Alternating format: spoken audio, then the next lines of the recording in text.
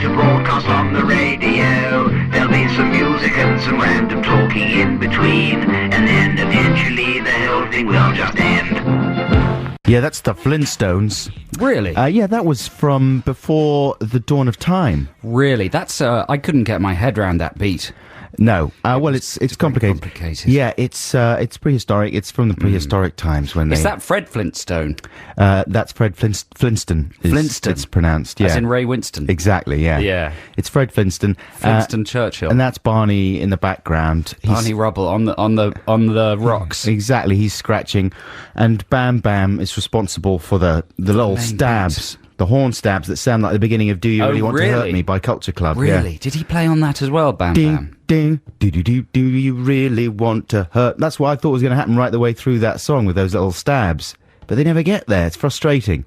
But that's what prehistoric rap was famed for. Yeah.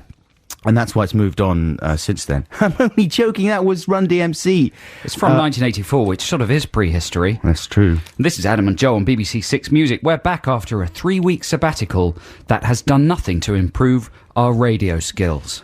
No, that's true. I've been staying with... I've just come back from staying with Will Smith. And, really? So you have? Jada Pinkett Smith. Wow, how was that? It was amazing. You know what? I can't remember where I said we were going to stay. I thought we were going to stay somewhere like Mustique or somewhere, one of Will's islands. In the end, we went to space. Really? What a surprise. Yeah. Did he not tell you until you were on the ship? Yeah, no, it was a total surprise. It was a surprise. He blindfolded me. Really? And, yes, we went to space. And Barry Sonnenfeld was there. Sonnenfeld? Yeah, it was exactly like Men in Black. Really? And Tommy Lee Jones. That's not set in space, though. It's based on space. There's people from space in it. That's right. And many of whom... What planet did you go to? It's not well known. No. So not the moon. I wouldn't want to say because I wouldn't want to go out next year and everyone's there. Well, it's private, isn't it? It's a private... Yeah, it's a private planet. Moon. Private planet. Yeah. But no, it's nice to be back, though, even though it's a bit of a miserable day in London. It is, isn't it? But we've got a great show coming up for you to cheer you up, including, what's it called? Song Wars. Song Wars is the name of the feature. Yeah, the oldest and longest running competition in the country. It's not really a competition. Well, it's a competition between you and I. Us, That's true. Yeah, or between you and me, I should say in that case, shouldn't I? I don't know. It's embarrassing when people try and go and do the correct grammar and actually... between one and I. Between one and am. Between am and one.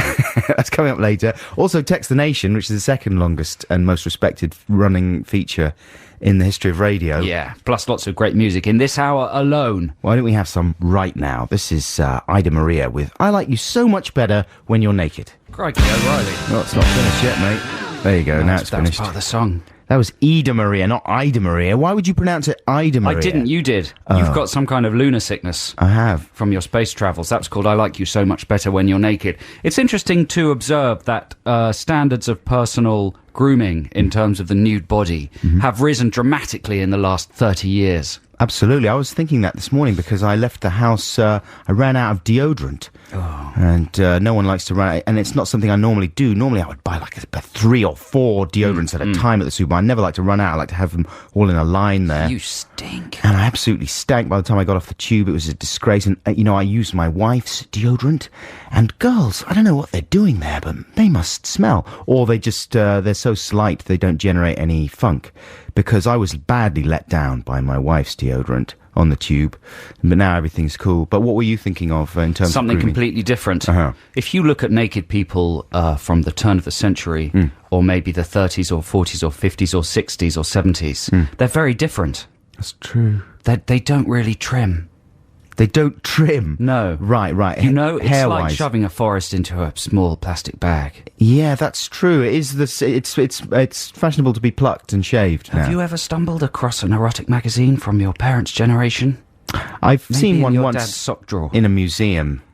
Really? Yeah. Well, The Joy of Sex, of course, was the wonderful tome that captured that era.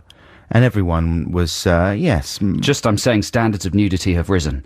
You reckon risen? Yeah. I think it's a decline. I think it's a shame. People take more care. Well, I think they're over fussy.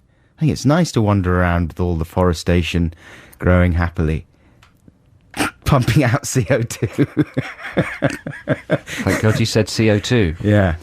This is Adam and Joe on BBC Six Music, back from our amazing 3-week holiday, refreshed and restocked with 2 ideas each. What are the ideas? The idea for Text the Nation and the idea for Song Wars. Oh, I see. Yeah. The idea for Song Wars, when we set it up a few weeks ago, I don't know if anyone can remember that far back, was to write a song for the Quantum of Solace, the new Bond film. Mm-hmm. When we left you 3 weeks ago, they hadn't quite settled on who was going to sing it. People were talking about Duffy. People were talking about Amy Winehouse. But now a decision's been made. There was a press release a few days ago. The world's buzzing with the news that it's Alicia Keys And Jack White. and Jack White. And Jack White, even, this is a little tidbit for you listeners, our producer Jude, her boyfriend's guitar is played by Jack White on the track. Is that really true? Yeah. Wow. Is it in decent shape? Is it in tune? That's a pop fact for you. Does it have any idiosyncratic twangs or... It's vintage. It's Ooh. a vintage guitar.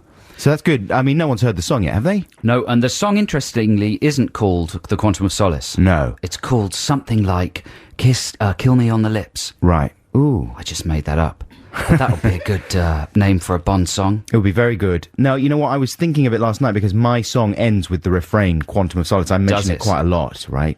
And I thought, I bet you Jack White doesn't even mention it. I bet he's too cool for the whole thing. He Doesn't wouldn't even mention the name of the song. Doesn't even mention Well, the it's name a of tricky the thing to film. rhyme. Yeah. Adam and I were at a wedding last night, listeners, and we were sitting next to... I was sitting next to Might the... need a name drop sound here, Jude. I was sitting quite near to Richard Curtis. Yeah, the man what writes and makes the films. Yes.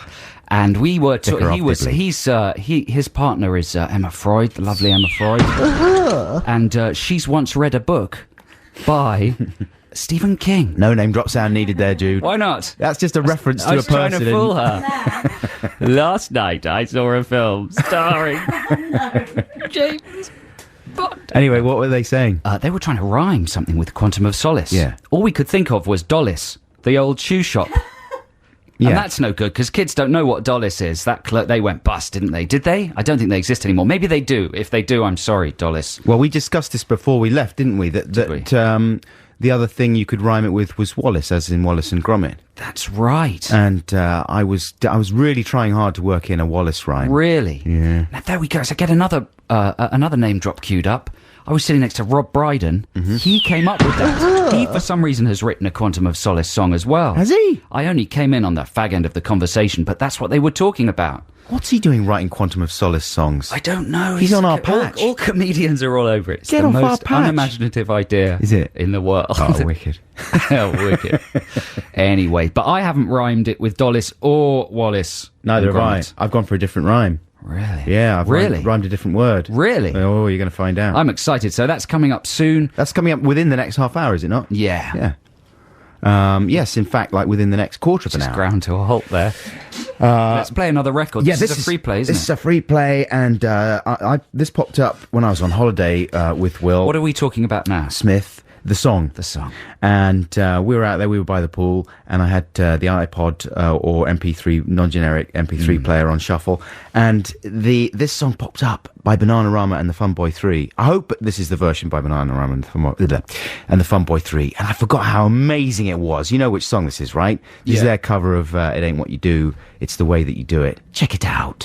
There you go. It's a brand new group. They're called the Dandy Warhols, like Andy Warhol, but with a D in front. And the lead singer is a man, and the lady that plays the keyboards doesn't wear any clothes at all. Really? That's her gimmick. That's a novel twist. That's a novel twist. Has that ever happened in pop? Has Well- there ever been a nude band? Nude? There must have been, surely. I mean, I know in the 60s a lot of bands got nude. yeah, they get nude, don't they? But has there ever been a band whose whole thing has been to be spend nude? all their time nude. Yeah. It's only a matter of We're time. obsessed with nudity. We are. The BBC as a whole is obsessed with nudity. And the It's not. lavatory. No, it's not. I was just trying that out as a statement. There's nothing wrong with it. I maintain that it's a leveler. You know, it's something that I'm we not all obsessed. share. You're obsessed with the lavatory. I love the lavatory. It's my favourite room. I'm obsessed with nudity. And when we come together, we are nude in the bathroom. That's our band. That's what they're called.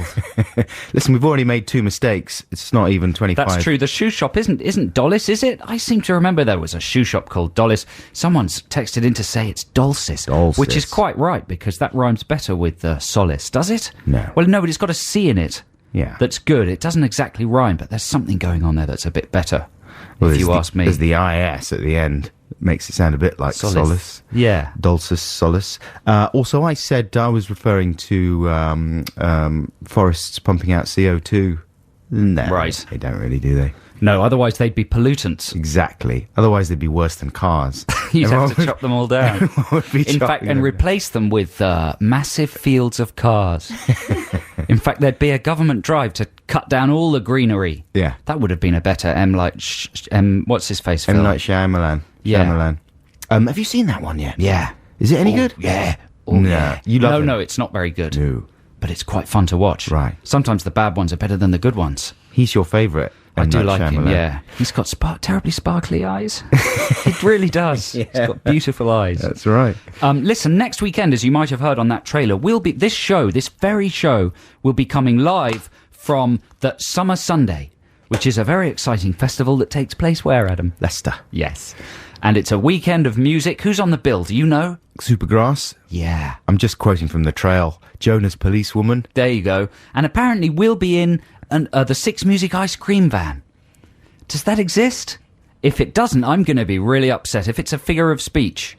Because that would be perfect. You'd have microphones in the shape of ice creams. Yeah. You'd have, the things that you pull like on a bar when you draw beer. Instead of faders. Uh-huh. Yeah. No, it would be would be wonderful. good. I don't think it's referred to as the ice cream van, though, is it? Or is it?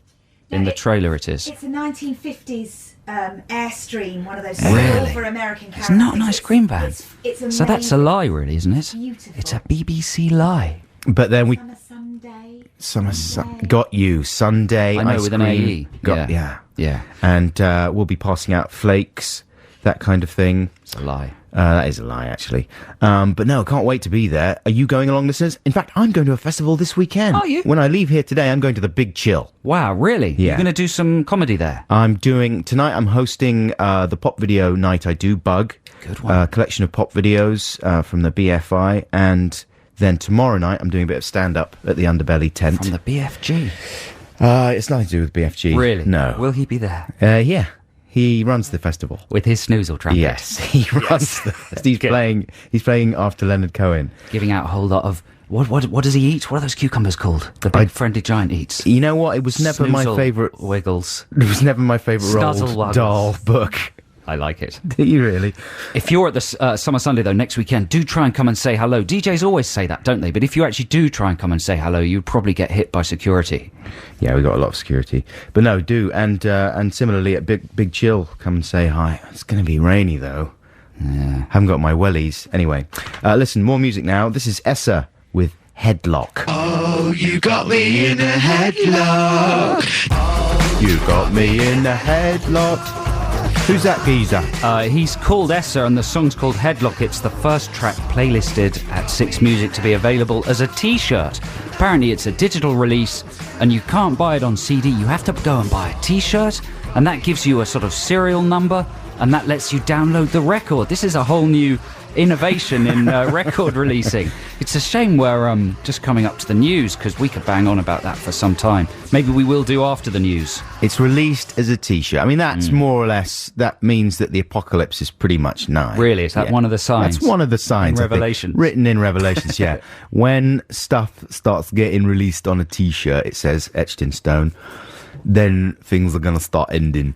We'll come back to that. This is Adam and Joe on Six Music. It's now time for the news with Harvey Cook. Very good. That's Bob Mould, a.k.a. Sugar, with If I Can't Change Your Mind. This is Adam and Joe here on BBC's Six Music. We're very happy to be back after a break of 3 weeks. That's going to be our last break for a while, I think. We're chained to the castle now. Not allowed to leave. Quite some time. We've used up all our holiday allowance. All our holiday passes. Here till Christmas. And beyond. And beyond. But now, it's time for a regular feature. It's Song Wars. Who will win the song wars today? Perhaps it will be Adam, or it could be Joe.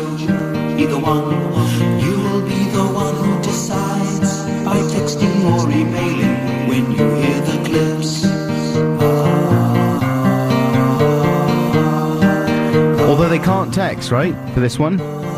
Wait. I like this jingle. Doesn't you say something towards the end? I just vary the here. Oh, no, it's much later even. It's much later. Don't you say booby-doo at some I say point? fatata. A fatata. Surely that's worth waiting for. There we are. There we go. Okay, Song Wars, if you've just tuned in or you're a new listener, is the part of the show where Adam and I compose songs entirely on our owns, using our computers, and they're on a theme, and then we battle them. And the way we battle them is by playing them both, which we'll be doing in a second, and then we get you to vote for the one that you like best. Or worst, if you hate them both. You can take a sort of loathing point of view on the competition. And for this, we're asking you just to email your votes, right? Right. The Big British Castle has new, very stringent rules about any kind of competitive or interactive activity. Quite rightly so. Rightly so, yes. This is a national service. Exactly. I mean, many people have died in the past with competitions going wrong, texts going awry. Yeah, lives have been lost. Lives have been ruined. You know, There was families this little girl have been torn apart. Who wanted to enter a competition, and she did. But what she didn't realise is that she had no chance of winning. Exactly. And as a result, she died. And there was another man in the north of England who texted his vote to a competition. Oh, God. And the text failed to get through. And he died. Just instantly. He died. He exploded. So we don't want that to happen. He popped. I mean, enough people are dead, I think. Enough lives have been lost. Stop this madness. Stop the slaughter. Fine, and just everyone. Email your votes for Song Wars, even if you're listening again on the wonderful Listen Again especially service. if you're listening again. Exactly. The email address is Adam and Joe, all one word. The word AND is the and, not an ampersand. Dot the number 6music at bbc.co.uk. You say email addresses like my dad says phone numbers. I try and explain them as long-windedly as possible. 700-95333-125. That's just a very long number. You cheated. Okay, so it's Bond songs, or more specifically, Quantum of Solace songs. Yeah. When does Quantum of Solace come out? I think in October or something, November maybe, towards the end of the year. It's very exciting. How much do you know about the film? Quite a bit. Oh, really? And well, actually, not that much. I know that it continues the story from the previous one, which I'm not happy with. I like Bond to be freestanding adventures, right, with a different silly nutball every time. As if anyone can remember what the story was in the last one, anyway. Something about a Vespa. Something about men chasing each other, slapping each other's muscly faces, and a bit of torture. But this one continues on. It picks up 10 minutes after the last one. The last film that did that was Halloween 2, wasn't it? And look at that. For a disaster. The only good bit was the bit with the razor in the apple. And that was obviously awful. Yeah. Anyway, so I don't know. And it involves a lot of slapping. You're right. Probably some light testicle torture. Have we got a coin for who's going to play our song first? Whose song is going to be played first? Yeah, that's true. The coins. Here we go. I've got one. Okay. Heads or tails? I'm calling heads to play mine first. Okay, if it's heads, yours is played first. Yeah, this is exciting. It is heads. Oh. Okay, give us a little introductory spiel about your song, Adam Buxton. Well, I was talking to Richard Curtis last night. Hey, how come he doesn't get a demeaning noise? Yeah, from the Vicar of Dibley. Ooh. Right. And I was saying to Richard that in my opinion, the classic Bond themes have had many different segments in there. God. Like Live and Let Die. You know, being that the is a classic good one. Yeah, that's amazing. Didn't that win an Oscar? It should have done if it didn't. But, you know, that's got that reggae section in there, and there's a kind of jazz breakdown in there. It's maybe the best Bond theme, in my opinion. And I'm always very fond of having little sections in my Song Wars songs anyway, so I thought, this is ideal. But actually, the way it turned out, I really did my best to construct the song from scratch. No loops in here, except for a couple of drum loops. But it's all played from scratch, and as a result, it's a kind of cacophonous nightmare. And also, I'm really singing on this one as well. Wow, I'm excited. What is it called? The Quantum of Solace? Yeah, it's called The Quantum of Solace. Good title. How did you think of that? I don't remember. I think Will Smith suggested it. Right. So let's hear what you think of it.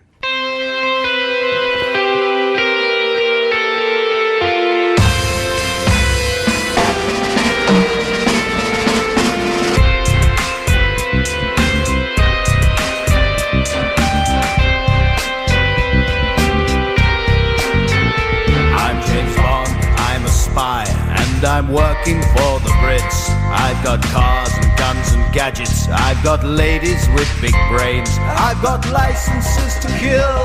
I've got licenses to fish. I've got sexy suits and air miles. But here's my biggest wish. I'd like a quantum of solace, but no more than a quantum. I know they do big bags of solace, but I don't want them. I only want a teeny tiny slice of solace before I shoot you. Bottom location chase, bottom location chase, shooting dirty baddies in the busy foreign street. Bottom location chase, bottom location chase, running all around and now I've really hurt my feet. Ow. So, Mr. Bond. Yes, hello. You want to stop me? I do want to stop you, yes, but only if it's exciting. I met a lovely lady, but found out she was a rotter. So we exchanged some saucy quips. I snogged her, then I shot her. But I felt quite bad because I'm such a modern complex guy. Sometimes this job gets to you, and maybe that is why. I'd like a quantum of solace, but no more than a quantum. I know they do big bags of solace, but I don't want them. I only want a teeny tiny slice of solace before I shoot you.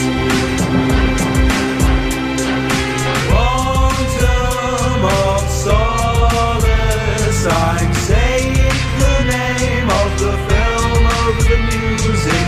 Quantum of solace, I did it again just there. I think we will meet again, Mr. Bond. Okay. That doesn't sound like a very scary villain. No, he's not. Bond doesn't sound like his heart's in it either. He's quite tired. He's been at the gym all day. It's only 10 minutes after the last one. Exactly. He's absolutely exhausted. So you're going there with quantum as a measure of quantity, right? Is that not what it is? In physics, a quantum, plural, quanta, I'm not reading this, is an indivisible entity of a quantity that has the same units as the Planck constant and is related both to energy and momentum of elementary particles of matter called fermions and of photons and other bosons. The word comes from the Latin quantus, for how much. So it's actually an indivisible entity of quantity. So it's a very small amount. Very small. I don't know that you could go into a newsagent and ask for a quantum of pear drops. You could, surely. Could you? Absolutely. What would the reply be? Do they even sell? Do they decant sweets like that anymore? Maybe in country towns. Yeah, they would have little tiny jars. Yeah, tiny, just one pear drop. You just in a little shavings jar. of pear drops. Yeah. A quantum of pear drop. What else is it about? What's the title? I mean, you read synopses of the film on the internet, and there's no mention of Solace or quantums. Oh, he's just very lonely. Is he? Yeah. Well, that's what I was trying to get at. You see, that was good though. He has a license to fish. Yeah. I was going to make loads of license jokes. Let's hear yours. And air miles. I like the air miles reference because that's an aspect of Bond you don't hear about a lot. No. He must really top them up. Well, he must have loads. He gets into all the lounges. Yeah, he does, doesn't he? Yeah. Misbehaves there. Kills people and makes a mess. So that's Quantum of Solace, song number 1. How are people... Yeah, that's Adam's song. You're just going to have to vote either Adam or Joe, I guess, because they're both called the Quantum of Solace. And is that being offered to the makers of the film for use if the Jack White and Alicia Keys thing falls through? Well, actually, they called me last night. Did they? Yeah. And they said that they would like to use it. That's funny. What time did they call you? They called me at 9:15. They called me at 9:20 and said that they'd spoken to you, but they'd subsequently heard the song and thought it was plops. That was the word. Did they use the word he plops? used. Yeah, it was Cubby Broccoli. That's a bit And harsh. they thought a Buxton song plops. It's plops. And And then they say, yeah, let me hear. Is that how Cubby Broccoli speaks? He may have done when he was alive, but I think he's the late Cubby Broccoli. You would be talking to his widow now. Really? She's the one that deals with I the was franchise. talking to him via a Ouija board. Yeah, this was a seance, not on the Play phone. your song, you Okay, here's the lunatic. song. This is my Quantum of Solace song, and it's pretty self-explanatory, really. I will say that I bought a new jam pack for my garage band. Oh, which one did you buy? Strings. Yeah, I thought you needed some strings. So this is Quantum of Solace, song number 2.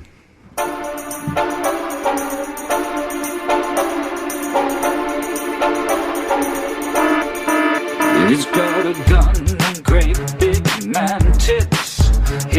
extra gears and tiny trunks. Dame Judy Dench is furious with him. He's gone completely out to lunch. The quantum of solace. I don't know what that means. What does it mean? He's having flashbacks in black and white. No more raised eyebrows, no more quips. He's got the stunt team from the Bourne films and lots of product sponsorship. The Santum of Qualis. Did I get it confused? I got it mixed up. He's nearly dead, no really nearly.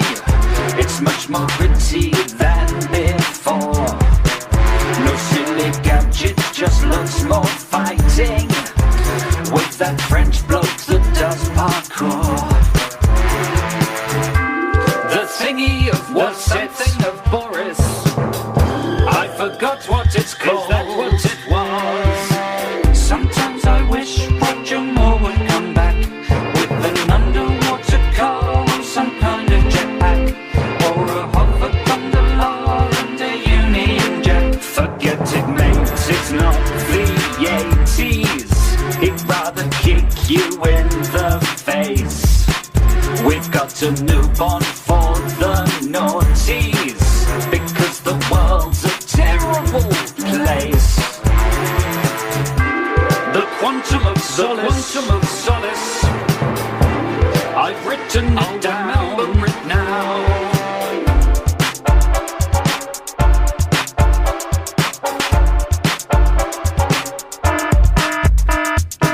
Wow. There we go, song number 2. That's good. So that's the big fight this morning between Quantum of Solace, song number 1 and 2. Mine was a bit less silly than yours. What? I don't know. I went for a classic You Only Live Twice style era Bond. I was more like Bowie via Madonna. That's what I was thinking. Did that come across at all? No. But that's good. That's good. That's going to win, I think. You never can tell. You never can tell. But listen, let's have some more real music now. This is Joe's choice for you listeners. Yeah, it is. But don't forget to email your votes for Song Wars. adamandjoe.6music@bbc.co.uk. We announce the winner in a couple of weeks. Next week. We'll announce it next week. Well, when we're at Summer Sunday. But do vote right now. This is a free play. This is from... this is the RZA, right? This is what we're having next. This is from, the RZA's new album, The RZA as Bobby Digital.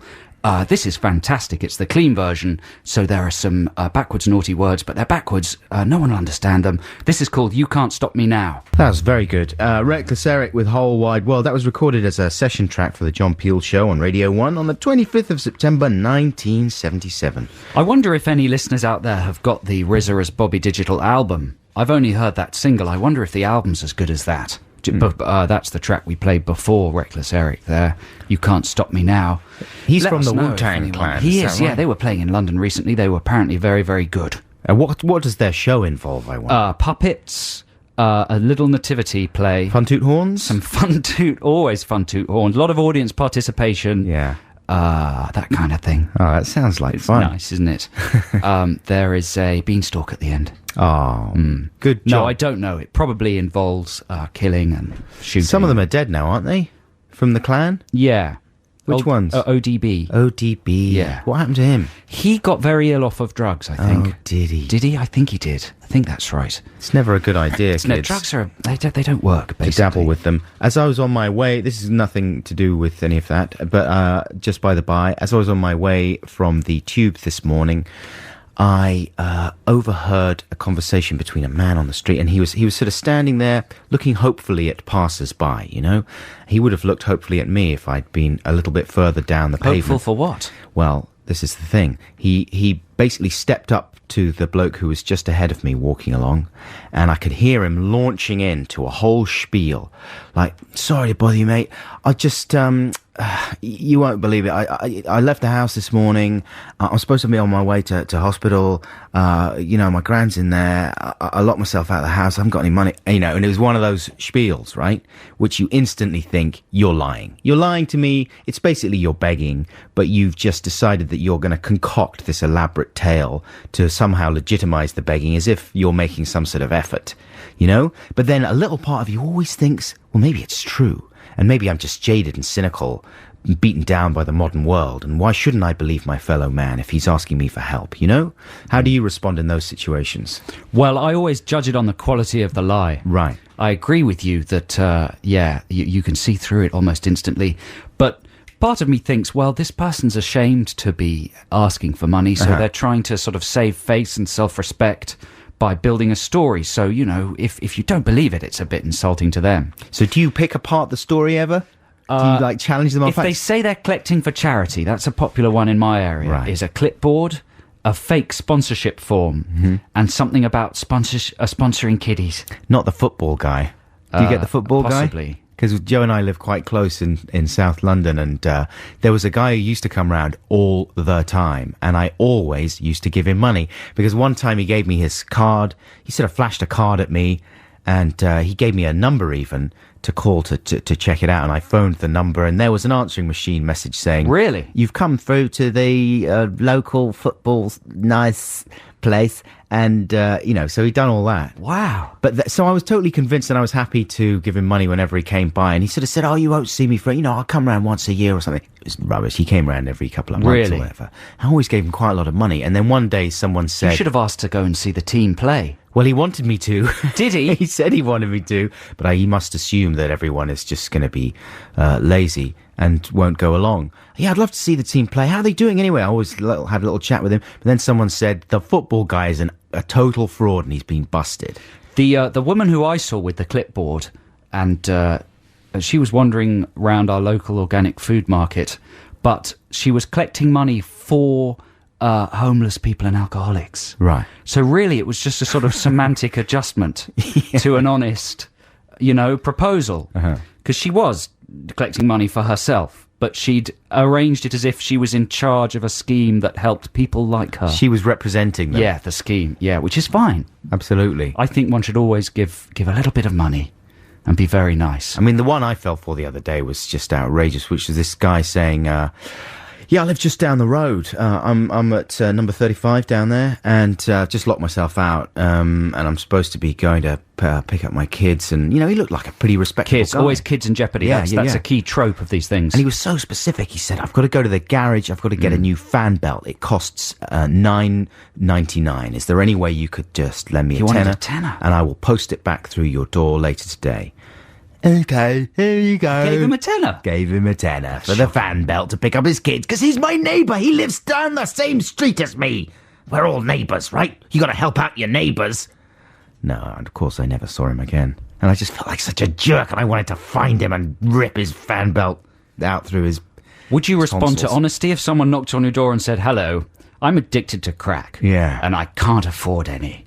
And I really, really badly need some. I'm craving it.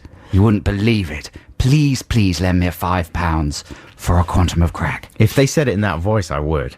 Would you? They were very posh. Yeah.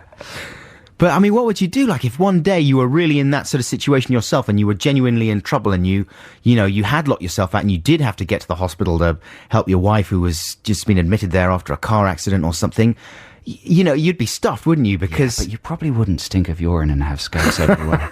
That's the key. It's the stench and the scabs. That's the key, isn't it? We're going to launch Text the Nation very shortly, but first, here's some more music for you. This is R.E.M. They're an exciting new band. The lead singer is bald and he has a blue stripe across his face. This is called Man-Sized Wreath. Text the Nation. Text the Nation. What if I don't want to? Text the Nation. But I'm using email. Is that a problem? It doesn't matter, text.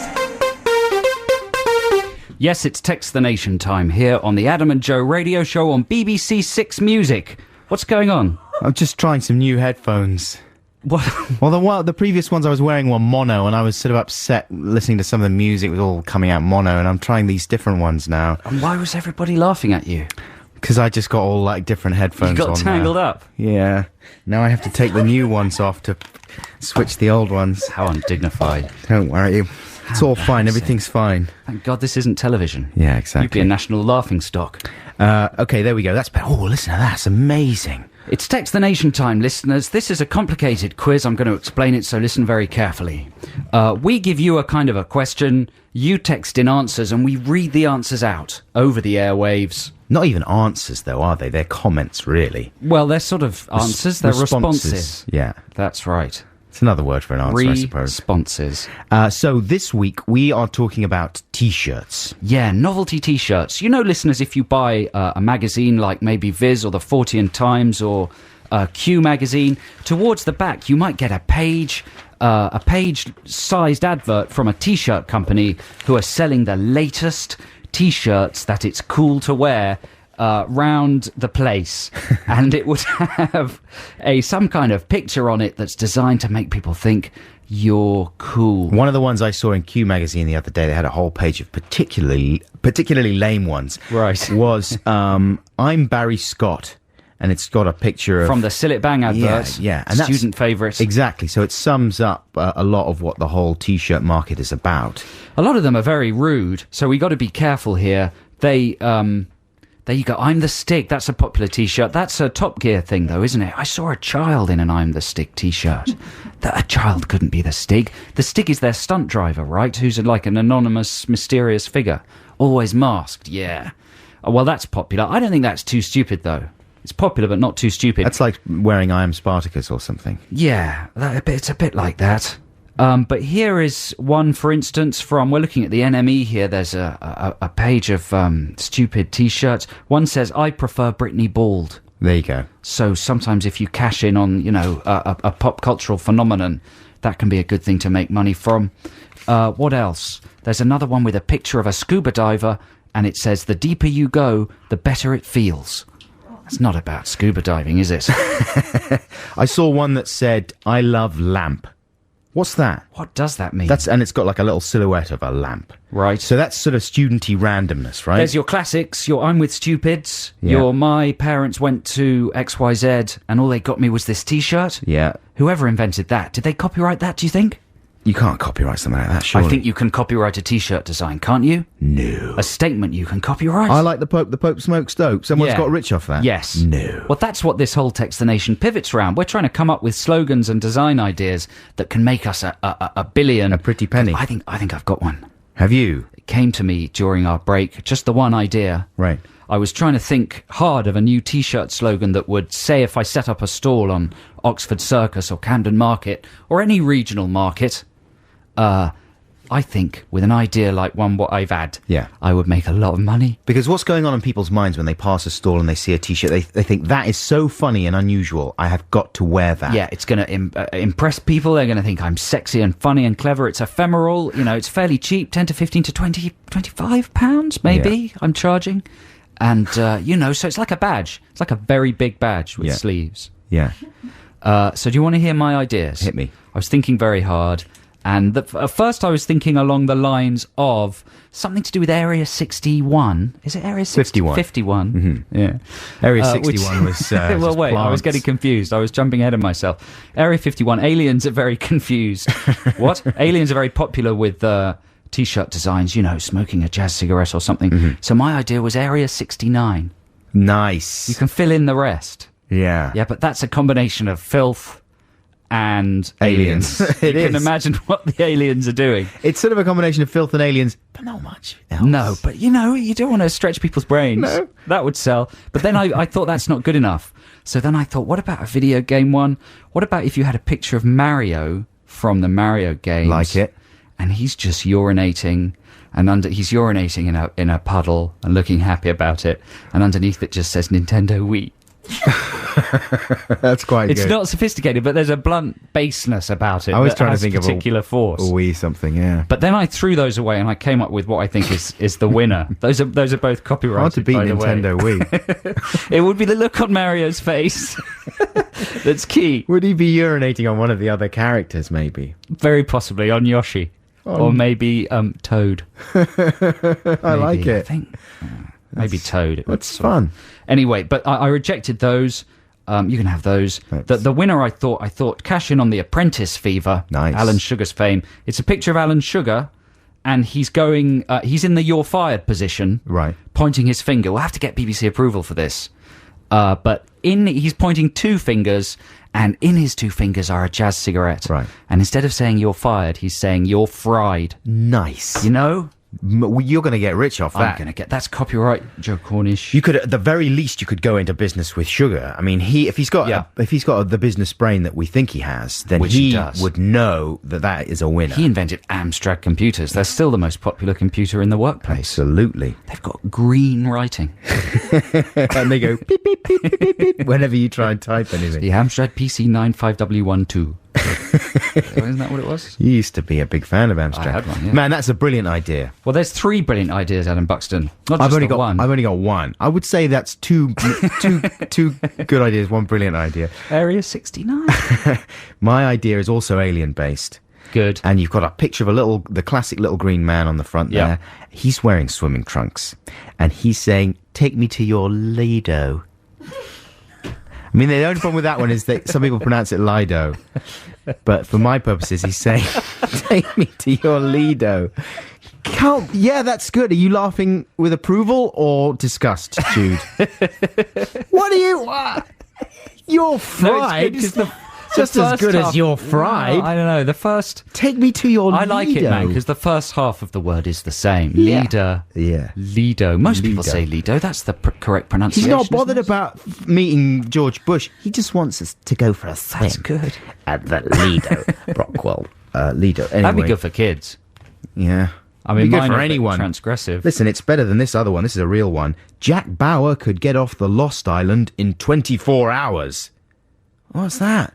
What is that? That's real. That's a real T-shirt slogan. Why would you think, oh, I've got to buy that. I've got to wear that. I've got to let people know that I watched Lost and 24 and I've amazingly fused the two in this genius slogan. So that's the idea, listeners. We want you to text us on 64046, or you can email adamandjoe.sixmusic@bbc.co.uk. Our team of researchers will be instantly reading your missive, and it'll be specially assessed for whether it's suitable for broadcast. We want your ideas for brilliant, money-raising novelty T-shirts. And whenever we do Text the Nation, sometimes we talk about the fact that we're going to get rich and someone should do this. Yeah. This time, I think it would be nice if we really did get rich. Really? Yeah. And it would be great if there was someone out there who had the wherewithal to help us actually produce some of the T-shirts Well, we're I going tell to you talk what, about the BBC today. could probably get us in touch with Sugar. Yeah. Right? Don't you think, Jude? You work on this during the week. Okay. We want Sugar on next week to assess some of these ideas. Or, if not Sugar, then maybe one of the dragons. Maybe we'd put up with one of the fired dragons. The Australian one, who was only there for one season and then went off. That one? Yeah. You're a great bloke. It's a terrific idea, but it's not for me. I'm out. We'll get him. Get him. To get me on the phone doing an impression. But seriously, if you're out there and you're listening and you can help us manufacture some of these T-shirts fairly cheaply and help us get considerabely richer than we are. But first things first, let's not put the cart before the horse. All right, then. We've got to get the ideas Yeah, in but we've already first. got your fried and take me to your Lido, more importantly. That's true, it's true. We're already in the money. 64046 with your ideas for killer novelty T-shirts. Now, here's a free play for you listeners, one of my favourite bands, and this is, I think, maybe one of their best tracks. And it fades in as well, Jude. This is unusual for a song, isn't it? Should I start it I mean, now? yeah, start it now. How many songs fade in? Not that many. And this is one of the best. It's Cities by Talking Heads. Apparently his Mercury's in retrograde. Really? Yeah. What does that mean and why? I don't know. But he's obsessed with the idea of letting people know about it and just talking about it until the message gets through. So listen, we're in the middle of Text the Nation right now. Ladies and gentlemen, the nation's favourite feature. We're asking you to submit your ideas for T-shirt slogans or just any T-shirt ideas, we want to get rich. Joe's got his brilliant Alan Sugar one. Alan Sugar's standing there, and he's pointing, he's sitting there, and he's pointing a jazz ciggy at you, and he's saying, "You're fried." Did we say what that record was before? Mercury's in Retrograde, is it called? No, it's just called Mercury by Block Party. Oh, right. Jolly good. Yeah, T-shirt stuff. And we've already got some ideas in. It's hard to tell sometimes whether these are things people have made up or whether they're actual slogans. Oh, I should say, incidentally, as well, that people have reminded us that "I love lamp" is a quote from Anchorman. Yeah. So there you go. So here are some ideas that have come in. Somebody says, I mean, one or two people, just to get this going, they're telling us about slogans that they've already got and liked. You know, ones that maybe are genuinely quite good. For instance, Hugh in Cardiff is saying he bought a T-shirt that said, "Home, honey, I'm high." That's not bad. That's not bad, is it? Yeah. "Home, honey, I'm high." You swap around the high and the home. Yeah. Yeah? I suppose. It's a bit depressing, though. A little bit. We don't want to come home high. What's the "home, honey" bit, though? That doesn't really make that much sense. In order to completely work, it should be 100% legitimate. Is this what you'd be saying to him if you'd met him at a party wearing that T-shirt? Yeah. You'd be standing there with a drink in your hand. "Oh, your T-shirt's quite funny, but what's the home I see thing?" what you're trying to do with the T-shirt. I think it's about 70% there. I think it's amusing and made me chuckle. You're clearly a funny chap, but you just don't think things through. I mean, "home, honey." What is a home, honey? To eat. It doesn't make that much sense, does it? Nice to meet you, though. Here's an idea from Dave in Salford. He says, "My T-shirt idea is, quotes, I was with stupid, but he's wandered off now and I'm growing increasingly concerned for his safety." That's brilliant. Is that real? I've never seen that. Other listeners, you're going to have to tell us whether you've ever seen these before. People could be trying to diddle us. You've got to say whether you have claimed to invent them yourself or whether you've just seen them somewhere else. But that's a good one. That's a very good one. We might put that into production. I'm going to asterisk that one. Do a little picture of asterisk next to it. I'm going to draw a little picture of asterisk next to it. Here's another one from Chris in Cambridge. He says, "Hello, got a good one. 668. The neighbour of the beast." That's very good. I'm sure I've seen that. I think I might have seen this. I feel like I've seen that, but that's the hallmark of a brilliant idea, though, if you feel you've seen it before. That's either well remembered or if it's made up. That's very clever, Chris. The neighbour of the beast. I'm sure I've seen that. We've got some, quite a lot of people are going for kind of, just blatant truth-telling. Mm-hmm. John in Croydon. Have we already had a John in Croydon? No. John in Croydon says, he'd do one similar to those ones that say, "Drinking, the more I drink, the better looking you get." Right. But his would say, "Drinking causes your liver to shut down, eventually resulting in complete renal failure." I think that's good. That's very good.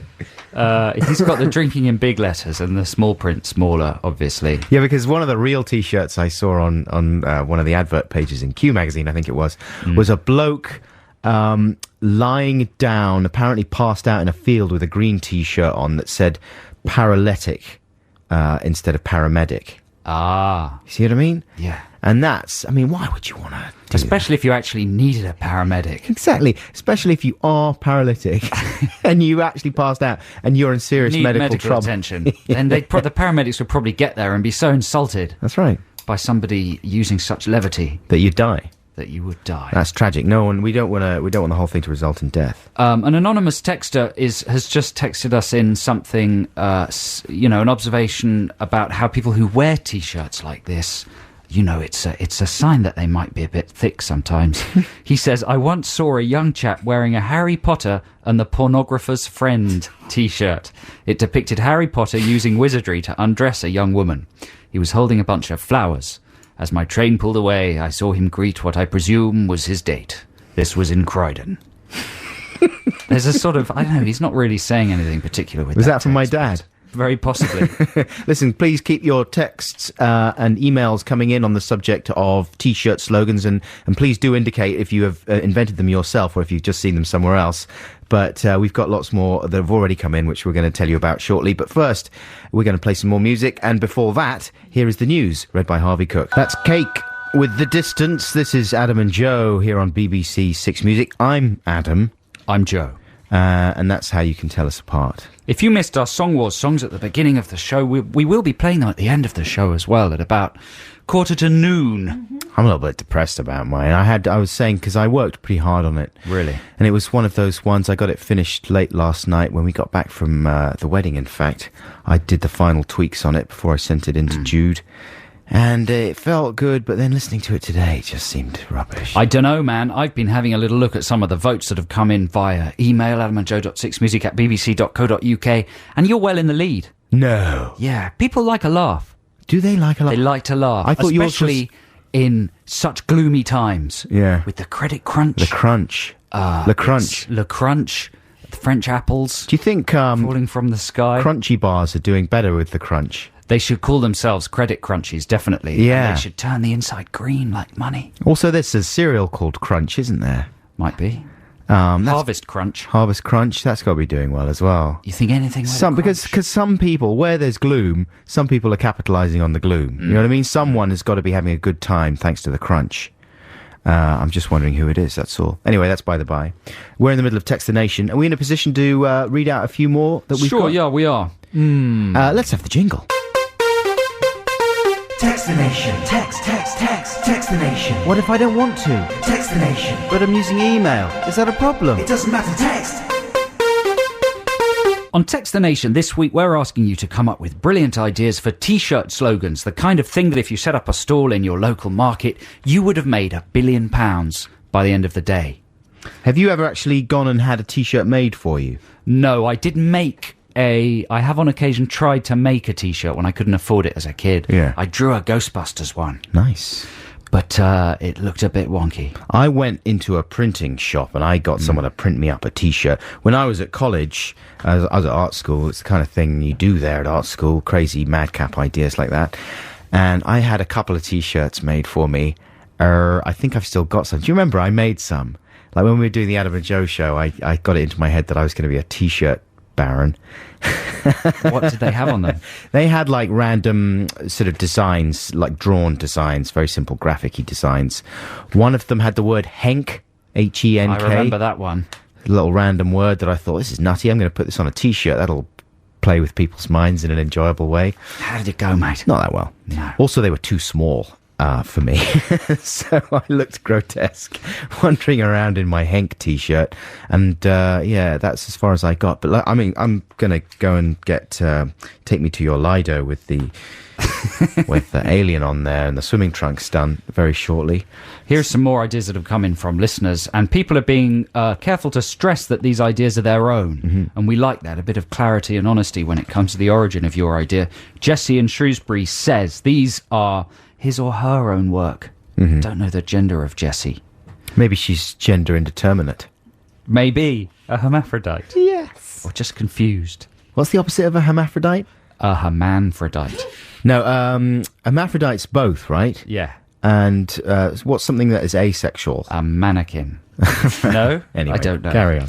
Hello, 3 designs for your consideration. Design number 1, Roger Daltrey in the TARDIS. Underneath, Doctor Who. That, well, you know, that's pretty basic stuff good. there. It's not bad. It'll sell. When I say not bad, You mean bad. I mean a little bit bad. Second idea is my other T-shirt is a Prada.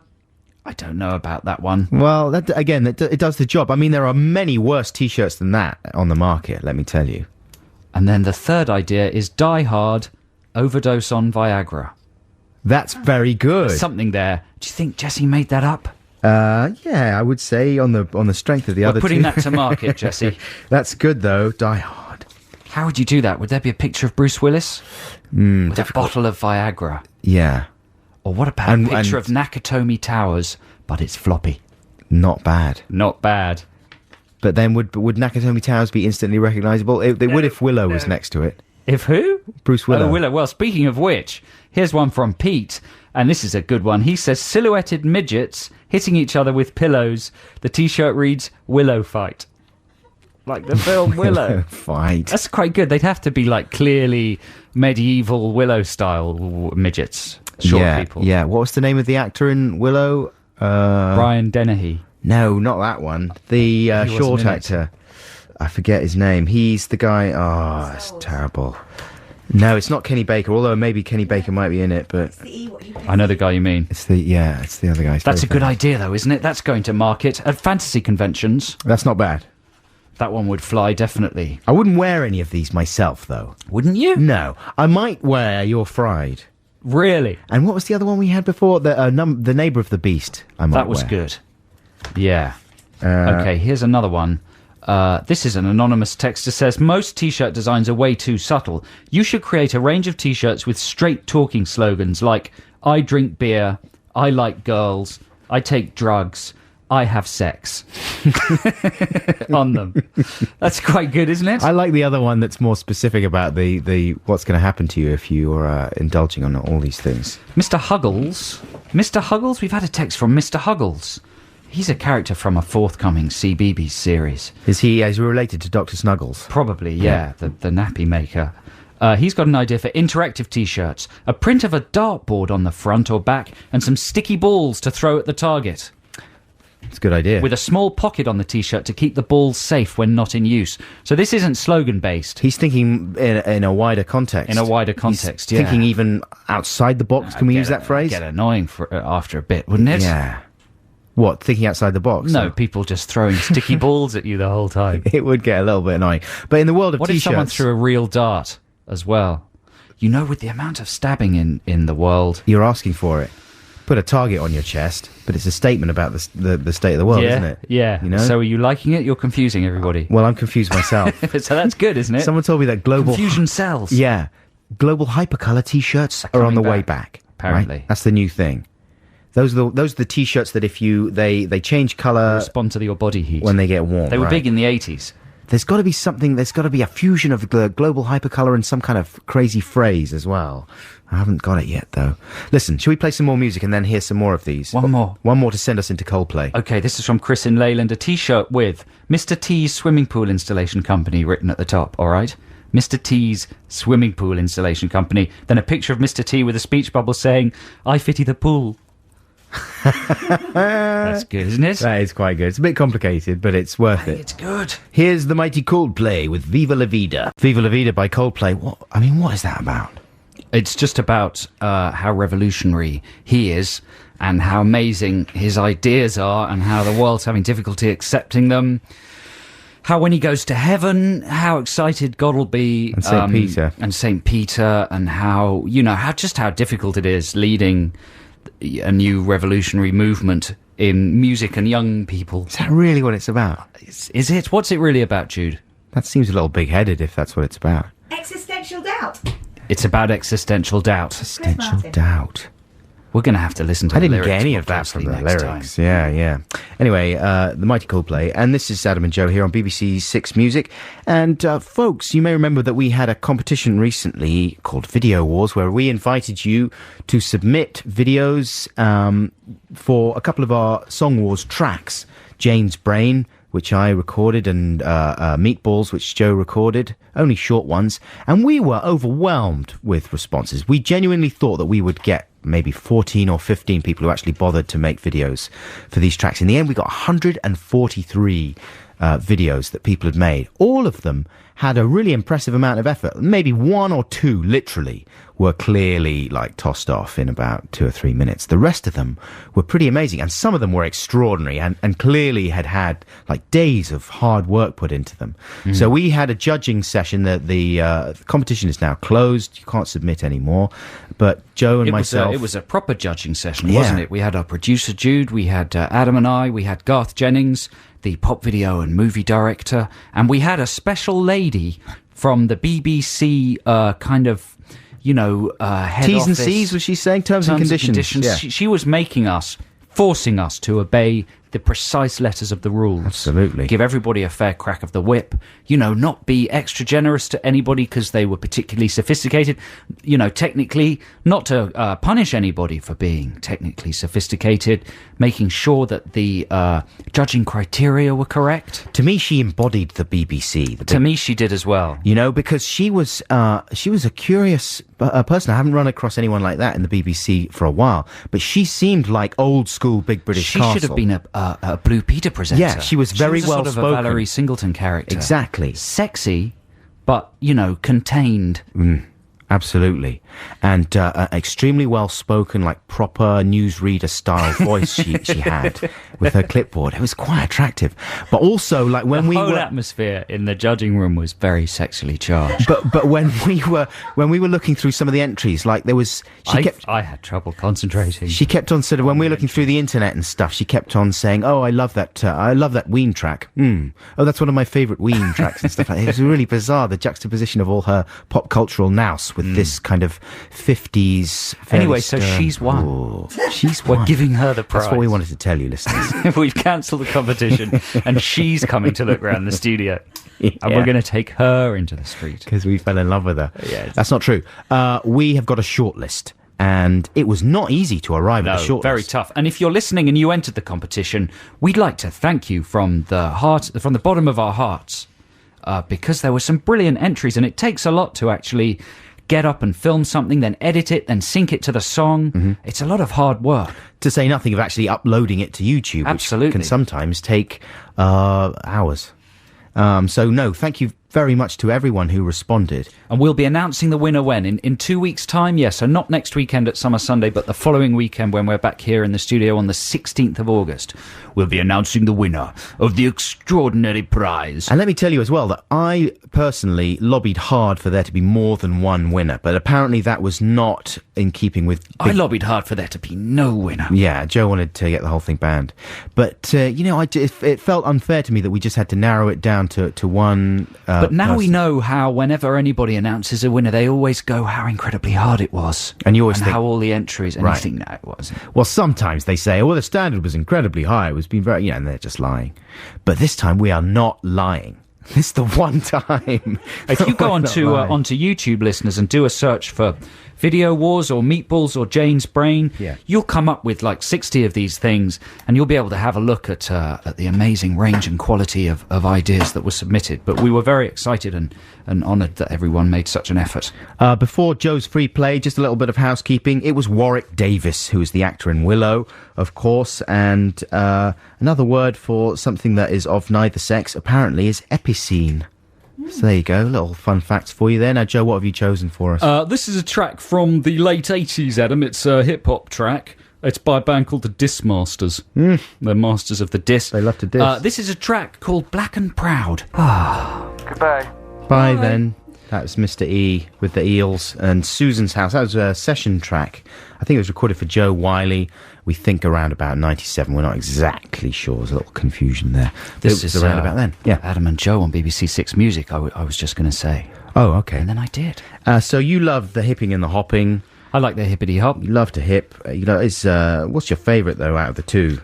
Well, that's a good question. I'd say I enjoy the hopping. Of course. I mean, I expected you to say that. Who would, in their right mind, who would be more... Well, hopping is terrific fun. Who would be more fun? And it's great that there's a whole genre of music to hop to. Lil Wayne Carter III. Yes, Lil Wayne. He's huge.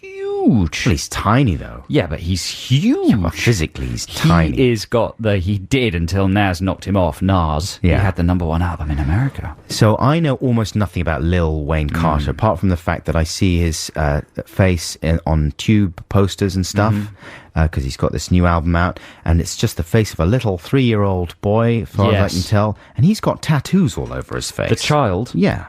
It probably doesn't really have them. Is that Lil Wayne? No, Lil Wayne's a man. Oh. That's probably... Could be Lil Wayne's child. To be perfectly honest, I don't really know anything about him. Yeah.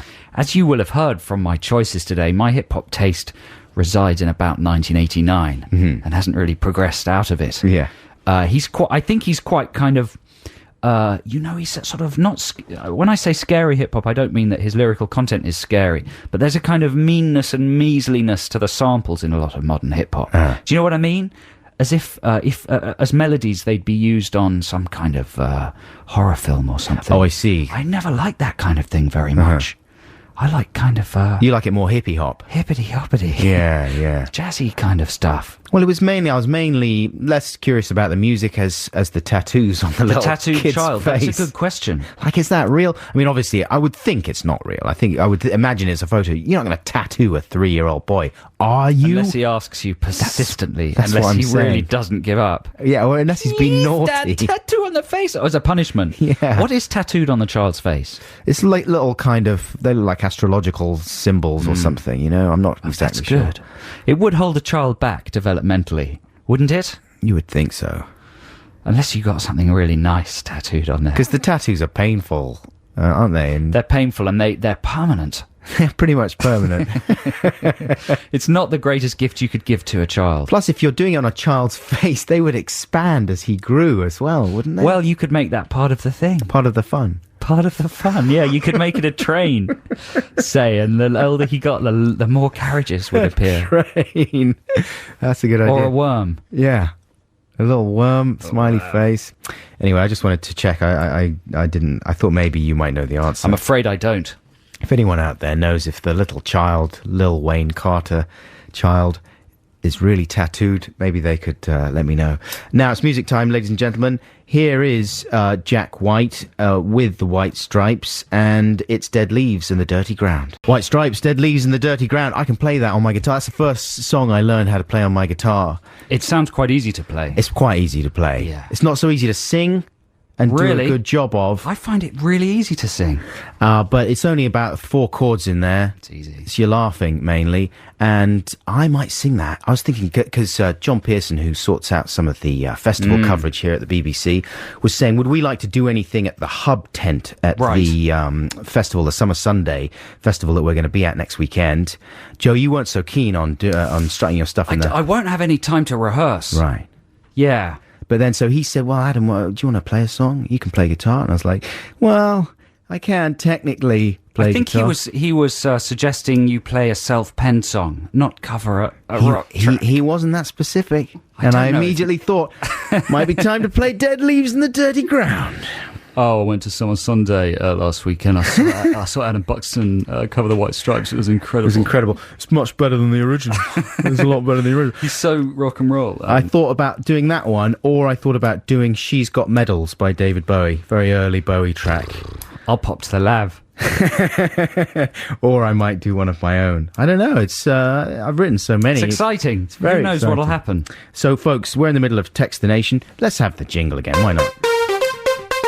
Text the nation. Text the nation. What if I don't want to? Text the nation. But I'm using email. Is that a problem? It doesn't matter, text. And Text the Nation this week, listeners, is all about T-shirt slogans. You know, you see people wearing them in the street, and if you open a mag, you might find a page at the back with a whole load of different T-shirt designs you can send off for. All-time great T-shirt slogans. What would your top choice be? I don't know. I think the Ghostbusters logo, you just can't mess with that. You Not know? a humorous Can't get one? better. Addy Hash. I've never had one of those. It's like a lot of people are texting in and pointing out ones that are really appalling and should be stopped. Like there's an iPod one with a kind of iPod-style logo of someone sitting on the toilet. This came in via email. Like a pointed out by silhouette. Joe Stenson. Yeah, a few weeks back in the town where I live, beautiful Leeds, I spotted a young gentleman strolling along wearing a T-shirt akin to that of the iPod advert with the silhouette characters upon it. However, this chap's shirt displayed an outlined person sat on a toilet with headphones on. Underneath it read, I pooed. Like it. Do you? Personally, I like it. Would you chat to that person? I'd wear that. You go, hey, couldn't help noticing the T-shirt. You don't know me, I'm Adam Buxton. I don't know you, but I'd really like to get to know you. Do you want to hear me play Dead Leaves in the Dirty Ground by the White Stripes? I know it, I can play it. He's coming to the Summer Sunday, that guy. I like He's coming him. all the way from Leeds. He's a genius. That's not such a good one. I don't mind that one. But it's a good trope, isn't it, to take a famous logo and turn it into something to do with either drugs or the toilet. As you said, Addy Hash. Addy Hash. It's a good one. Coca-Cola with just cocaine instead. That is a big T-shirt. Kids love one. that. They love that. What else could we do that with? The T-shirt we're talking about, not the actual What drug. could we do that with? Oh, there's got to be loads. You want to get thinking. Say a supermarket name. Well, listen. What about we're talking about Kellogg's Crunch earlier on, weren't Yes. we? You turn that into, isn't there a drug called Crunk or Crank or something? There's a dance called Crunk. There's a drug called Crank in Jason Statham's bloodstream. Or What's he called? Stratham. I Statham. Statham. There you go. or crack, you could turn. I mean, that's an obvious one. There's got to be loads of crack-based. So Kellogg's t-shirt. crack. Something. I mean, you wouldn't call it Kellogg's, otherwise it'd be a legal problem. I think that's good. Yeah. Snap, crack, and pop, and it would have the 3 elves, and they've all got little pipes and syringes, and they're looking the worse for wear. And they've just got a big bowl full of little rocks of crack. I like one of them one. smoking it. That's a good idea. It's good fun. Good, clean fun. Kellogg's wouldn't like that, would they? Obviously. And of course, that reflects in no way on that brand, and there are many other and it's not types of crack It's available. not good, clean fun. Our producer Jude is holding her hands up in the air with a look of despair on her face. What one can only describe as despair and disappointment. We've only read out one. We haven't even read out any listener suggestions. Come on, let's have some more. Well, I'm not saying that I've got any. Oh. It did sound like that when you started saying that. Okay, here's one from Charlie Mingles, internet millionaire. Charlie Mingles. Cramond, Edinburgh. Is he really an internet millionaire? He will be, because his slogan is, I bought this T-shirt because I couldn't be asked developing an interesting personality. Ooh. That's fairly blunt, isn't it? It's a little bit And James critical. Blunt, yeah. You'd be kind of superior to wear that, because it would Bit obviously snooty. be an ironic statement, wouldn't it? Yeah, exactly. It'd be a statement about other people wearing T-shirts. And then what if you run into someone with the Adihash T-shirt on? It's going to make them T-shirt feel clash. put upon, isn't it? It is. Diminished. Yeah. But that might be good. It's a bit snooty, that one. Here's one from Russell Paul Surrey. Is that his name? I don't know. He might be Russell Paul in Surrey. He says, crude design, but you get the idea. Oh, his name's Russ from Woolwich. It's got the word nipples in the middle and an arrow pointing right and left, either side of the word nipples. And then one saying belly button pointing down. Okay. No? Not Getting anything? I mean, it's just stating the position of the nipples and belly button. Yeah. I suppose some people have those T-shirts going, the man, and it points upwards, the legend, and it points downwards. Do you Well, I remember haven't seen that T-shirt? one. That's quite a popular one. In fact, hasn't Justin Timberlake got that written on his tummy in The Love Guru? I'm the only one who's seen You're the only one who's seen that one, yeah. Let's have some more music before we wrap up Text the Nation. It's Noah and the Whale time. This is 5 years' time. Wherever you go. Where are they from then, Noah and the Whale? Well, I would say somewhere in the West Country, wouldn't you? You would hope so. Unless they're just... They're being very unself-conscious about their West Country vocals, which is a good thing, isn't it? Unless they're just singing like that because it's fun to talk like that, which we know it is. It is fun to talk like that. Someone said we did an online web chat thing the other day for The Guardian, and someone said, I like the show except when you guys talk like babies. And I wasn't sure if he meant like... It's just all the time. Which one of the stupid voices was he referring to? I was confused, and I assumed it was probably the West Country voice, so when he talk like that, it is a little bit babyish, isn't it? Yes. But it's enjoyable. You know, Stephen Merchant, he's made a whole career out of it. Exactly, yeah, but he doesn't affect it, I don't think. Do you reckon? No, I think it's real. Stephen Merchant, he talks like that. Let's have a jingle. Jingle? Text the nation. Text the nation. What if I don't want to? Text the nation. But I'm using email. Is that a problem? It doesn't matter. Text. Text the Nation this week is your ideas for T-shirt slogans that you could sell at, say, Camden Market and make a lot of money out of. We haven't got any emails from anyone who can help us make this happen. Yeah, we have actually. Have we? Yeah, we've had a T-shirt manufacturer. Ooh. I don't know how that works with the Big British Castle's rules, though. We'll figure it out. Maybe we need to go to BBC Worldwide. They're the commercial arm of the BBC, right? I could possibly comment. We could knock out a deal with them. Yeah. Anyway, here are some ideas for top-selling celebrity T-shirt. What? Celebrity? Slogan T-shirts. Yeah. Sorry. This is from William Lee. He says, what ho? Another could simply be the words, quote, Tom Cruise hollows woodlice to make hiking shoes. A small woodlouse decal on the arm could also be applied. I don't understand any of Well, what I you think just it's said. supposed to be really abstract. Tom Cruise hollows woodlice to make hiking shoes. It's just random. It's student humour. But I was thinking like, what is it? Because he's got tiny feet? Maybe, exactly. He's got tiny feet. What does that mean? Well, it means he's got tiny feet. I know. And he's powerful, and, you want to throw mud at the king, don't you? Yeah. Because you don't bring him down a peg or two. He's got If he small saw that in the street, he'd be terribly insecure. Right. I didn't. Cruise. That's unsettled me, that one. Well, that's good. That's marketable for the credit crunch. It's no I Love Lamp, I'll tell you that much. Here's another one. This may be anonymous. My idea would be a picture of Sonic the Hedgehog, Nice. sitting in a deck chair surrounded by masses and masses of hedges, all for himself, not letting anyone else share in the hedge fund. That's a disgrace. I can't even believe you read that one out. You're guessing this one ahead, aren't you? Yeah. Sonic the Hedgehog. Well, exactly. There's nothing more to it, is it? Here's another one from Stephen Preston.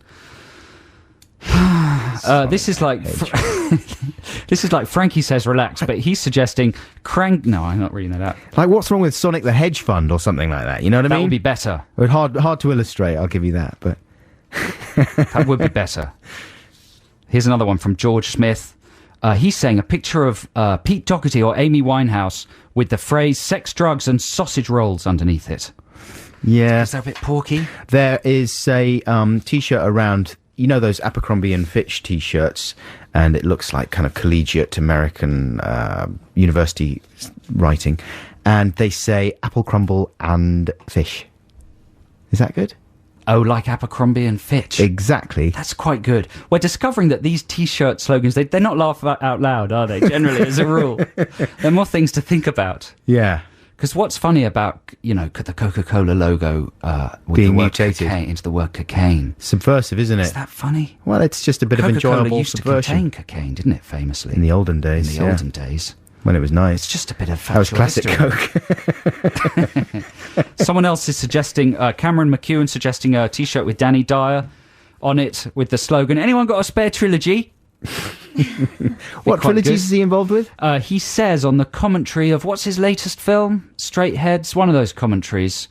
Oh no, the one about him and Sean Bean taking revenge on the nonces. Oh, yes. What was that one called? Revenge of the Nonce. I'm going to get you. On the commentary of that, he talks about how jealous he is of Orlando Bloom. Because he's got two trilogies. He wants a I mean, trilogy. Lord of the Rings, and then he goes and gets the other one. What is it? Pirates of the Caribbean? He's got two trilogies. That's not fair. Not fair. Well, I mean, if we were to spin off something from our show here on Six Music, I guess it would be Stephen we could have. And also, I don't know, maybe just a Text the Nation T-shirt. I feel I haven't got the best ones out of all these texts. I was feeling that as well, a little bit. I don't think I've applied myself properly to vetting them. Do you want another go? We'll play some more music. And well, I tell you what, I'll have a look through them and see if I've missed any really good ones. But they may have been the best ones. We can wrap it up before the news. Now, here's a free choice for you listeners. I've chosen this for you. Lovely Nick Drake. You know, you can't really go wrong with Nick Drake, can you? And this is a track that I was inspired to play because I'm reading a book at the moment, which was a gift someone gave me called White Bicycles. That sentence would have been impressive enough if you just ended at the word moment. I'm reading a book at the moment. Yeah, that word. That's actually good, isn't it? For you? Well, it's quite... I read a lot of books, but they're all about music, and this Right. is another one. Right. White Bicycles by Joe Boyd, who was a producer, worked with Nick Drake and all sorts of great jazzers, and it's a wonderful book. It's really enjoyably written. I recommend it strongly, highly. And he obviously talks about his work with Nick Drake and this track, in fact, and it's one of Nick Drake's best, and it's called Saturday Sun. It's ironic, because it's not sunny, even though it is Saturday. That's a very good choice, Adam, for that very reason. I thought I'd say that. A young man. I thought I'd say, I thought I'd use my voice to say those words, and I did. So I've been looking through all the Text the Nations, your ideas for T-shirt slogans and the like, and I'm struggling to come up with any that are better than Adam and mine. Uh-huh. I'm not being self-aggrandising on purpose. What about the Scooby-Doo one?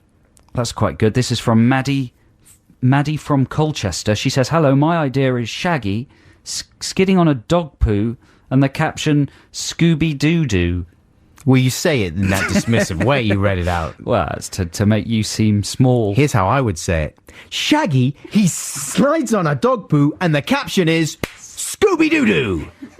And then people would want to buy the shirt, not the way you said it, all like dismissive. Well, you're on a rival stall. I'm trying to do down your produce. I've got one that was designed by Mrs. Cooper that has Mulder and Scully with jazz cigarettes in their mouths saying, take me to your dealer. Well, that just exists, doesn't it? I mean, that's just a very, very slight variation on the Take Me to Your Dealer T-shirt that already exists with an alien. Yeah, but the variation is the key. It's different. Kids like to be different. That's a very retro reference as well, Mulder and Scully. Yeah. So in short, to sum up, I'm not sure I've got any more texts. Text the Nation. I can't believe people didn't think of some more variations on the Pope. There must be more fun to be had with the Pope, surely. Well, what more can he do? Apart from smoke dope. Yeah, it's dangerous enough. I mean, he's the head of the Catholic Church and he's inhaling What about marijuana. some cheeky Muslim fun? Well, you're on your own there, Adam Buxton. I mean, there's got to be music. There's got to be loads of fun to be had there for Listen, t-shirts. why not prepare that material on paper, and we'll go through it before Our before producer's next running week. out in fear. Yeah. Come on, everyone likes a t-shirt chuckle. No, it's not I just don't think that's a good idea. too sensitive. I think it's a cul-de-sac. Is it too sensitive? 5 years. Give it 5 years, and it'll be fine. Right? Do you think? Yeah. Because that's got to be fertile territory for a t-shirt fun, you would think.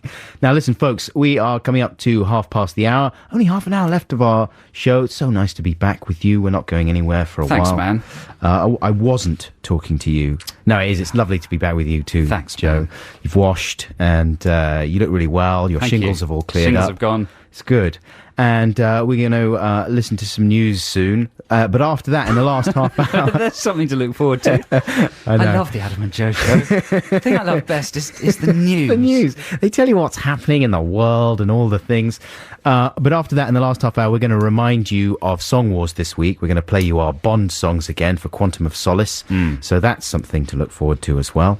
But for now, here's the news read by Harvey Cook and the music news with Elizabeth Alka. That was the Smiths with Big Mouth Strikes Again, wasn't it? Yeah, it was, yeah. This is Adam and Joe on BBC Six Music. It's time to play our Song Wars songs again. So let's have a jingle. It's time for Song Wars, the war of the songs. A couple of tunes by a couple of prongs, so check it out. So we're offering these two potential Quantum of Solace theme songs to the producers for use for free if Keys and White don't come up with the goods, right? Yeah.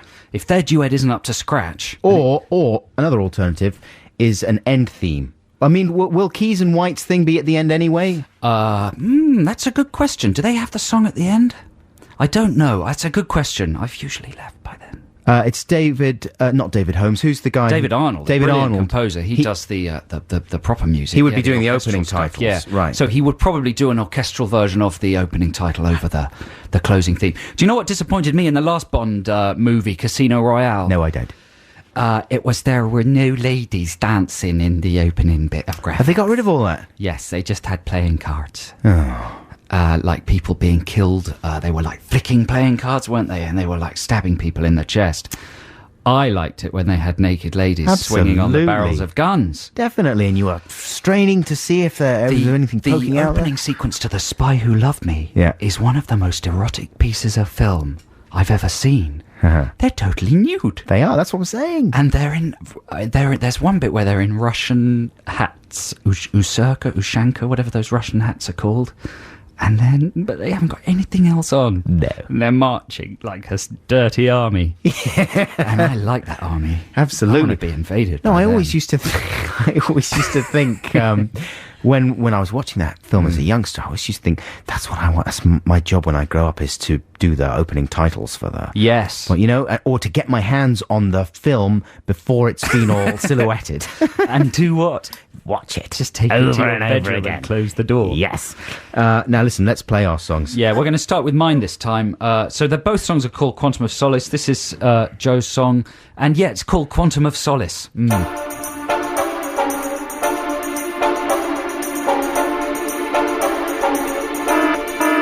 He's got a gun and great big man tits. He's got your ears and tiny trunks. Dame Judi Dench is furious with him. He's gone completely out to lunch.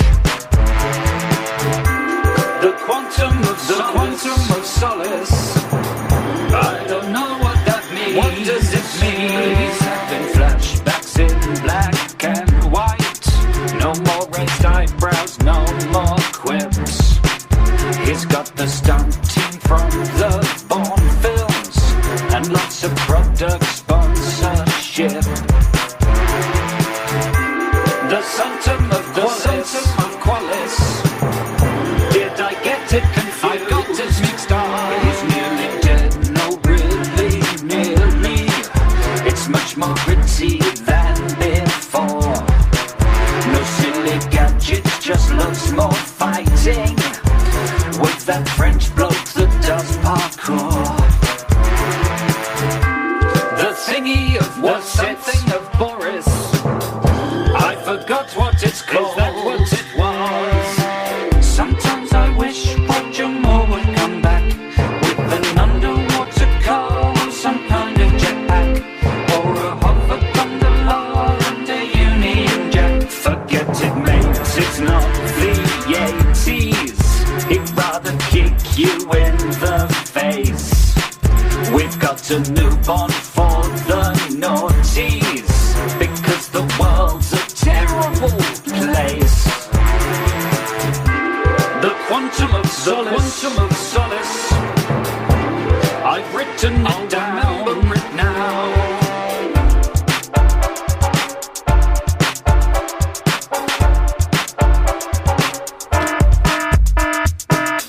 Attempting to use there the klaxon sound from the N64 game GoldenEye. Thereby beguiling Klaxons fans as well. And video game nerds. That was my song, Joe's Quantum of Solace song. If you want to vote for that, email. Don't text. It simply won't be counted and you'll get us into terrible trouble and fined and You stuff. may also die. You may die because lives have been lost in the great telly and radio media lying scandal. But the email address is adamandjoe.6music@bbc.co.uk. You used the word or phrase man-tits. Yes. In there. Yes. He does have... You know, I've made a little video for that I'm going to put up on YouTube. You? Yeah. It's just made from non-cleared film footage. Yeah. Of Craig and his it illustrates most of the points in a very unimaginative, explicit, just direct way. You're a little bit unkind about him there. I mean... I'm just jealous of the... He's got very firm man breasts. He's got amazing equipment. He has. And I was sitting at the table next to him at the BAFTAs last year. Didn't talk to him. That's hardly a name drop. But he was very handsome. Yeah. His wife's very beautiful. You called him jug-eared with I think he's brilliant. I'm really excited about the Bond film. I just feel as a radio comedian, it's just necessary just to be lazily, negative about everything. It behooves you. Okay, so here is mine, Adam Buxton's Quantum of Solace song, right now.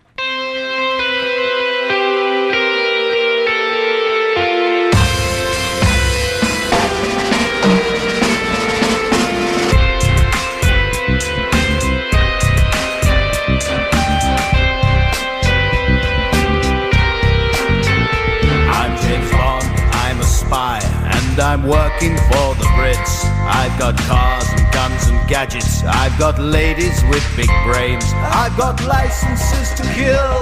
I've got licenses to fish. I've got sexy suits and air miles. But here's my biggest wish. I'd like a quantum of solace, but no more than a quantum. I know they do big bags of solace, but I don't want them. I only want a teeny tiny slice of solace before I shoot you. Bottom location chase, bottom location chase, shooting dirty baddies in the busy foreign street. Bottom location chase, running all around and now I've really hurt my feet. Ow. So, Mr. Bond. Yes, hello. You want to stop me? I do want to stop you, yes, but only if it's exciting. I met a lovely lady, but found out she was a rotter. So we exchanged some saucy quips. I snogged her, then I shot her.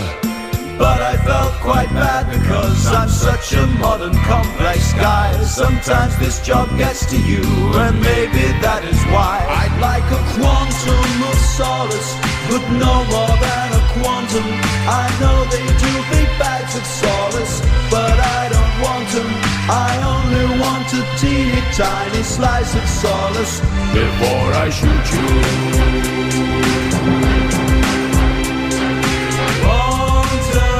Of solace, I'm saying the name of the film, of the music. Quantum of solace, I did it again just there. I think we will meet again, Mr. Bond. Okay, So there we go, the feuding Quantum of Solace songs. Text your vote. No, email it to adamandjoe.6music@bbc.co.uk. Are we having a trail now? Yeah, I think we should have a trail and a little bit of Kings of Leon to follow that. Enjoy! Oh, well done. That's very good stuff, isn't it? That's the Kings of Leon with Crawl. And you're listening to Adam and Joe here on BBC 6 Music. It's nearly the end of our show, though, I'm sorry to say, listeners. It's 10 to noon.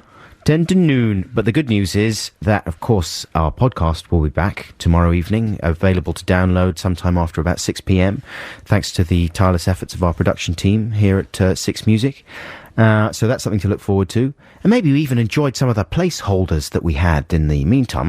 You mean the people who sat in for us? No, I mean some of the little 1 minute things that we did instead of our podcasts. God, that was a bit... I was being a bit demeaning there towards the people who sat in for us. Referring to them as placeholders. Yeah, you were. When they were actually more famous and talented than us.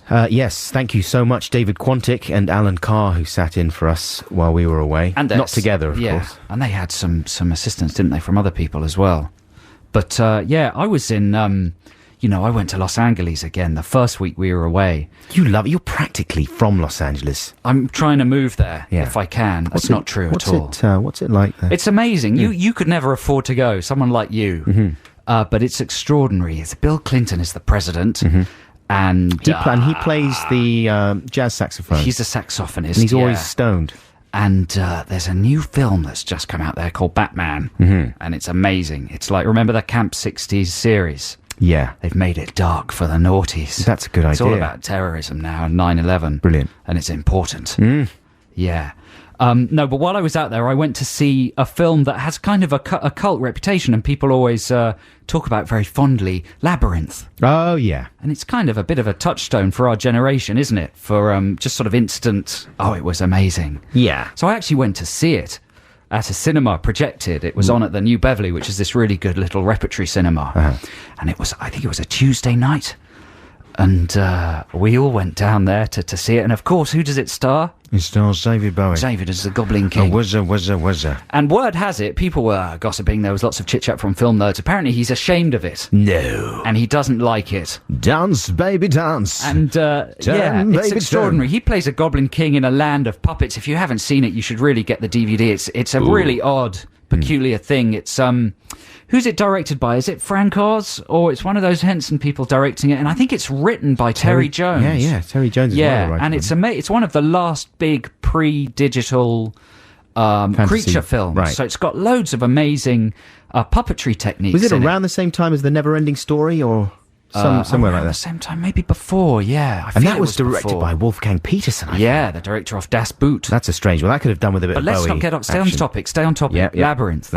And it reminded me how wonderful it was if you were a kid in that decade. You could see a film like that, and then you could go home and try all the techniques, right? I used to go up to my bedroom and use all my toys and puppets and things. Oh, try those techniques? And like reconstruct all the puppetry techniques. I thought you meant like the codpiece techniques. That's a different I'm going to wear some tights and stuff some socks down my tights. That's and another thing. Dance around like a massive codpiece Pixie King. Seeing it on the big screen, his bits and bobs are completely available for all to view. Bowie's bits and bobs have been available in other films. Really? You've seen Man Who Fell to Earth, right? Yeah, but that's an adult film. All the bobs this and is the a bits. Children's film. I'm not winding this up. It's too exciting. And it's got the chick from what's her name from The Hulk and yes, that's right. Jennifer Connelly. Yeah, aged about 14. Uh-huh. He's trying to seduce her. Ooh. The Goblin King does not know contemporary sexual mores or parameters. Anyway, you should see it again. And we're going to play you out now with Bowie's amazing theme song from Labyrinth. It's underground. It's a kind of a gospel, an epic journey into pop gospel. You can probably fire it off, Jude. I imagine the introduction's about 5 minutes long. Oh, I love that sound. Yeah. But go rent out Labyrinth if you're depressed this weekend, because it'll make you happy and confused, and it's like smoking crack.